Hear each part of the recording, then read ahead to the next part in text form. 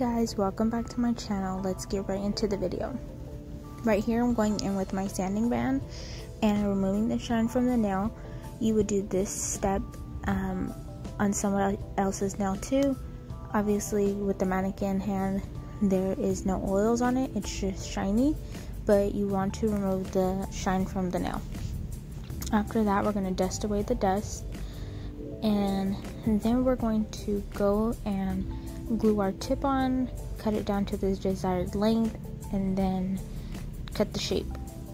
This hand gives me problems throughout the entire video. The nail pops off or the fingertip slides sometimes, so I'm gonna probably be looking to order a different hand. If you guys have any recommendations, leave them down below. Thanks. Now we're going in and gluing the tip. After that, we're going to cut it down and begin to shape.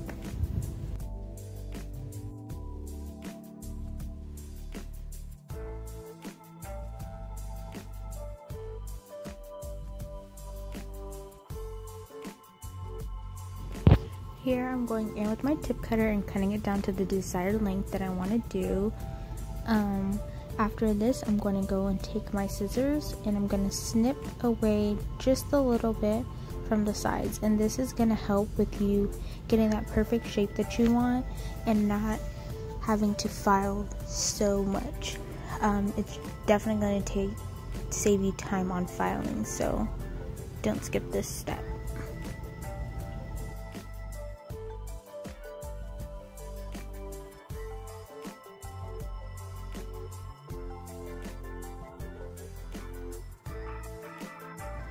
Now when I'm filing coffin or square, you see how I hold my file straight to the edge of the nail, like the side of the nails?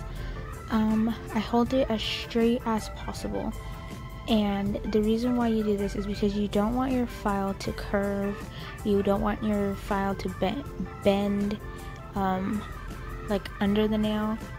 You want it to be straight, so you hold it straight as possible, going up and down just like this, and you will have nice straight edges. I'm going to alternate between my left and right hand because it's just easier for me, and this is the way I file. Make sure you keep checking each side to make sure you're filing them evenly.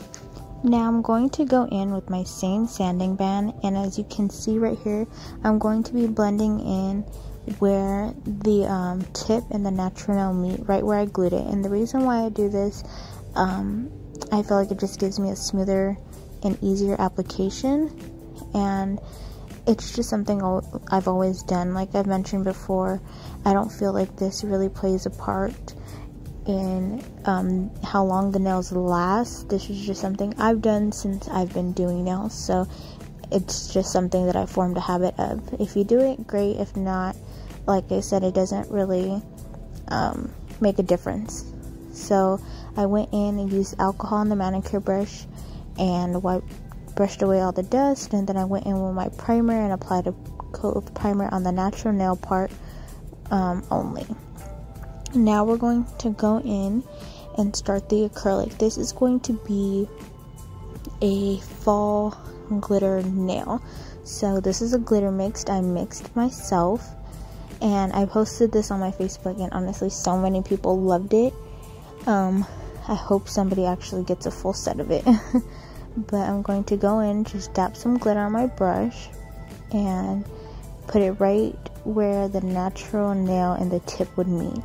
I was planning on just doing a plain ombre with this glitter, so like the bottom half of the nail, be the glitter, and then just going in with the nude on top, and I ended up doing that, and I didn't end up liking it because I felt like the nude took away from the glitter too much.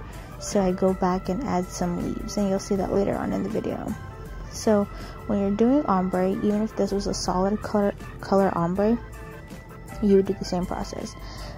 Work with as many beads, smaller beads, because when you're working with too much, you might make the nail too thick. Or if you're working with multicolored ombre, you don't want to use too much of just one color. So I'm using with smaller beads. I'm working with smaller beads, and then I'm going to go in with my nude after all the glitter is applied.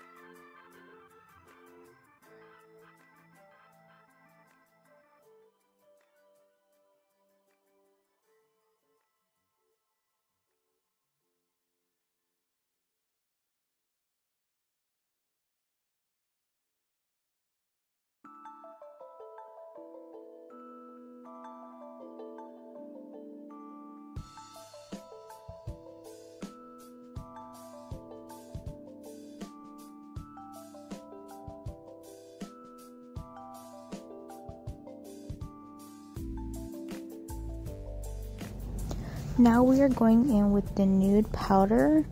While I was testing that nude, and I didn't end up liking it. It was too light for what I was going for. Remember, when you're doing ombre, the color that you're having fade into the bottom color, you don't want it to be too, how do I say it, like translucent or too light, because you want to make sure that you're going to cover up that line of where the ombre of the other color on the bottom starts. You don't want to see a harsh straight line of, the second color on the bottom half of the nail. So actually I'm going in with, I believe this color here was a rose color, from a nude rose or something like that, from Mia Secret. I just opened it. I found it in one of my bottom drawers, and I don't ever use Mia Secret on clients, so I was like, why not for this video? And it was actually really pretty. I'd rather use Mia Secret for my tutorials and stuff like this on mannequins than using Young Nails. So yeah, so I placed that first bead right at where that line of the glitter begins, and then I'm gonna go in and try to I think I cover the line a little bit more, yeah, like right there. And then I'm going to go in and place my last bead by the cuticle area. When you're working by the cuticle area, remember, you want to use a bead that is not too wet, that's not runny, that's not going to just flood the cuticle area. So yeah, you see how like most of the glitter got covered? I didn't like it. So generally when I'm doing glitter ombres, I do a reverse ombre, which means I would put the nude first and then I would feather the glitter upwards. So I end up doing that, and you'll see that here. So we're going to place the bead by the cuticle, we're going to just slightly push it up, and then we're going to feather it down.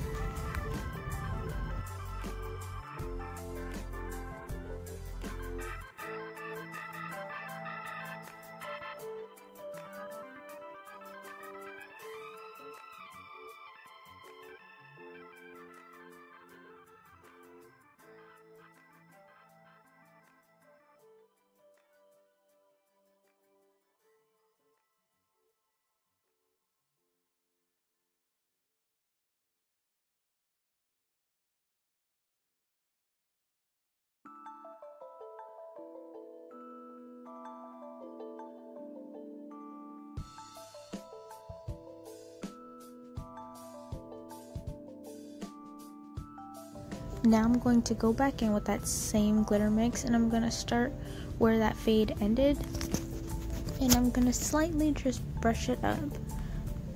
And this turned out way better.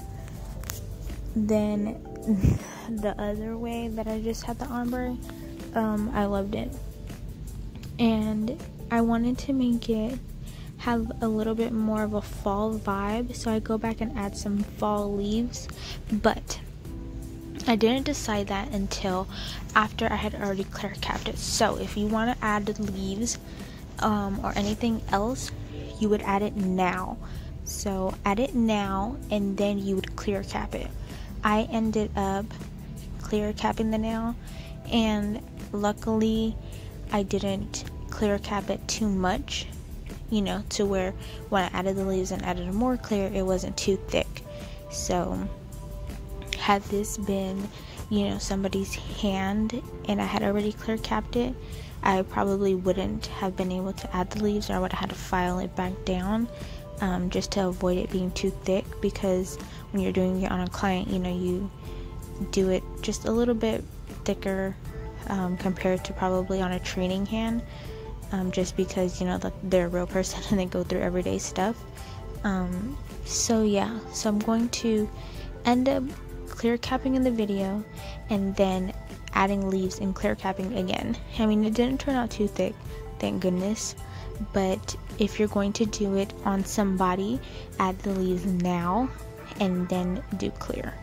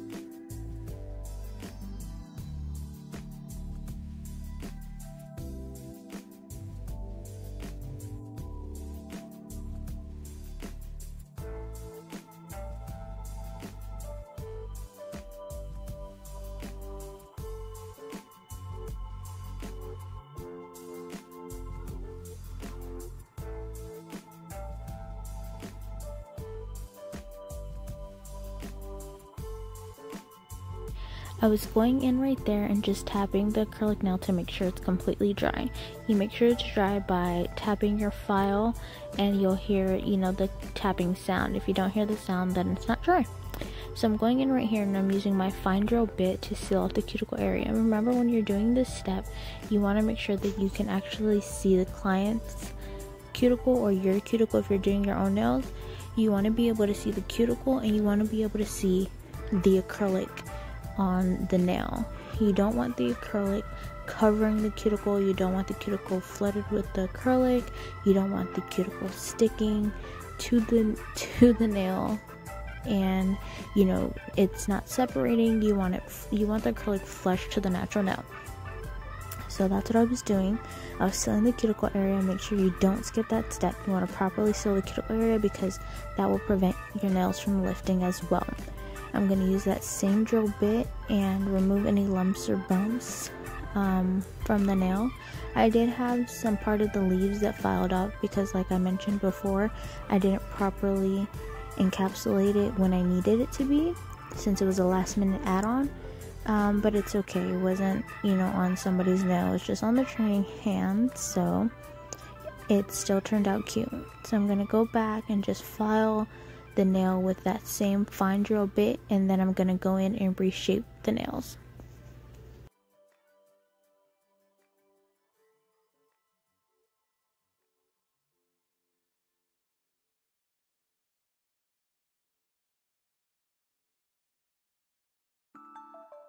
Now we are going in with our same file, and we're gonna hold the nail and the file parallel to each other. You want it to make sure it's as straight as possible so you get straight sides. I just go underneath the nail a little bit like that to remove any ridges that have been created from the drill or just the acrylic going underneath the nail.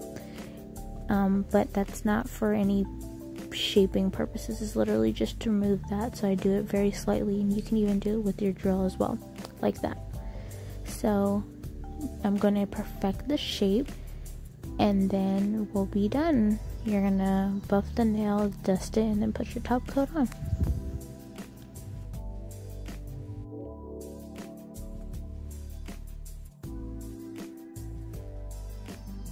So I forgot to mention that right here I'm just taking the same hand file and I'm going over the nail. Now what this does is this actually just blends in the entire nail together. Sometimes when you're filing with your drill bit can cause some little divots in the nail. So when you're taking your hand file, it really just brings it all together and perfects the surface of the nail. Now I turn the hand over like this because this is the perspective as if your client would be looking at their hands.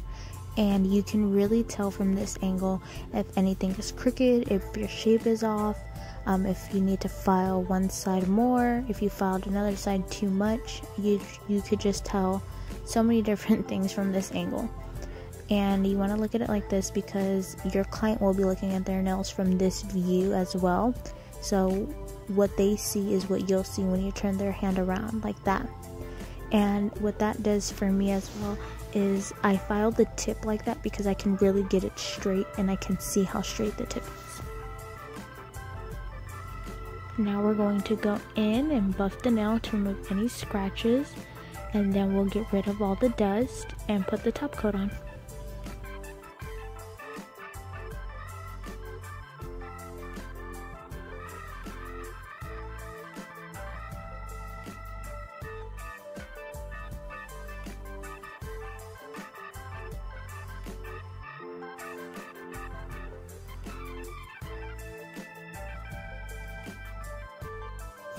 Now I'm going in with my shiny gel top coat, and then I'll cure that in my light for about 60 seconds, and then we'll apply some cuticle oil, and then we will be done.